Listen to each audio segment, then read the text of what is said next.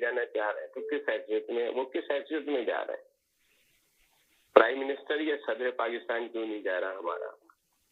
तो ये सवालात होते हैं जो पूछने चाहिए, अवाम को भी पूछने चाहिए और लोगों को समझना भी चाहिए। और ये सिस्टम को चेंज होना पड़ेगा, ये सिस्टम ऐसे चलेगा नहीं। अगर बीच में सवाल पूछे तो सवाल पूछे और मैं 1 मिनट और लूंगा आपका बस। आपने कहा कि सिस्टम को भी चेंज होना होगा, तो ये तो सभी कह रहे हैं सिस्टम को चेंज होना होगा जी। देखिए, दूसरी हवाले तो अभी जो कह रहे थे एमकेएम के हवाले से मैं वही कहूंगा फिर, ये जो सिस्टम की बात हो रही थी ना, कोई कह रहा था कि एमकेएम आ रही, अभी आया हुआ तो नहीं रही है वो।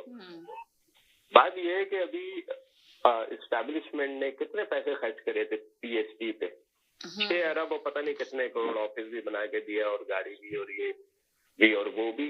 रिजल्ट क्या निकला? 0। एक सीट भी नहीं जीत पाए, एक काउंसिलर की सीट भी नहीं जीत पाए। फिर वो कहते थे वो एमकेएम पाकिस्तान में नहीं जाएंगे, अपनी आइडेंटिटी अलग रखेंगे, लेकिन वो सक्सेसफुल नहीं हुए और उनको एमकेएम पाकिस्तान में जाना पड़ा। पीएसपी और एमकेएम पाकिस्तान ने मिलकर इलेक्शन लड़ा, उनको एक भी सीट नहीं मिली, 0। लेकिन चूंकि इस्टेब्लिशमेंट को वो लोग चाहिए तो उन पर इतना पैसा लगाया था, तो उन्होंने उनको पूरी कराची की सीटें दे दी एक साथ, ताकि एक ही पार्टी से उनको निगोशिएट करना पड़े। लेकिन कोई भी उनकी सियासी कारकर्दगी नहीं है, कोई भी अचीवमेंट नहीं है, अवाम उनको नहीं चाहती है।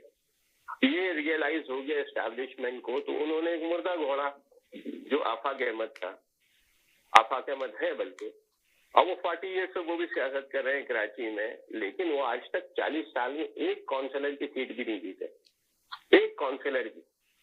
अब उनको दोबारा से जिंदा किया गया है, दोबारा से लाइमलाइट में लाया गया है, दोबारा से उनके जलसे जदूद हो रहे हैं, उनकी खबरें आ रही हैं। मगर लास्ट 2 जो उनके जो इवेंट थे वो एक शादी हॉल में भी पूरे नहीं हो सके, भर नहीं सके एक शादी हॉल भी। और अभी एक उन्होंने कल परसों एक करा था, उसमें भी मेरे ख्याल से 5-6 हजार से ज्यादा लोग नहीं थे।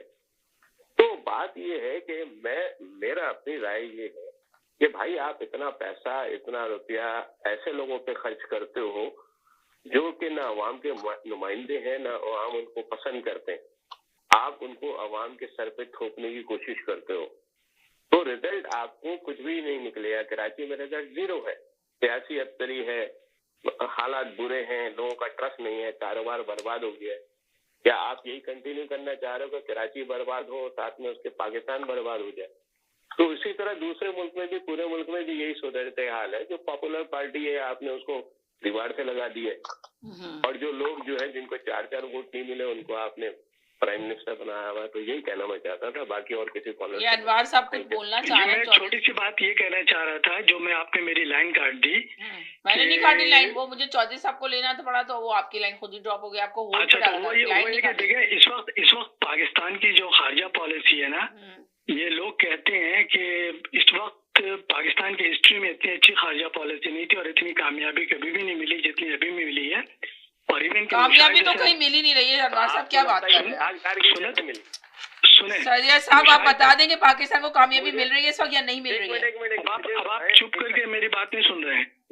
एक बात मुशाहिद हुसैन सैयद तक का ट्वीट में दिखा देता हूँ, कुछ जैसे बंदे ने भी ट्वीट करके ये इतराफ किया है कि इस वक्त पाकिस्तान की खारजा पॉलिसी बेहतरीन है।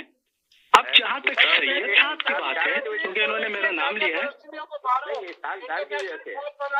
सुने तो सही ना, आप सुने तो सही, बोले अभी तो चाहिए भाई, वजीर खारजा इसाकदार है ना, इनकी वजह से। भाई सुने तो सही ना, यही तो मैं आपको जवाब दे रहा हूँ।